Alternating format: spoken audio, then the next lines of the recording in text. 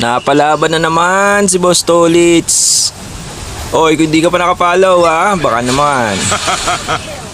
O, ayan o. Pakita ko lang dito si Revamp Hellcourt. Napakalakas, friend. Ayan o. Yes! Ganda pa ng skin. Ano yung skin natin o. Wow, di ba? Galing. Uy. Parang alala ko to, si John David. Woo! John David, shout out. Kapatid ata to ni Bugoy. Ang lakas oh. O, hindi mo pa ginagamit to ha. Gamitin mo na, Hellcourt.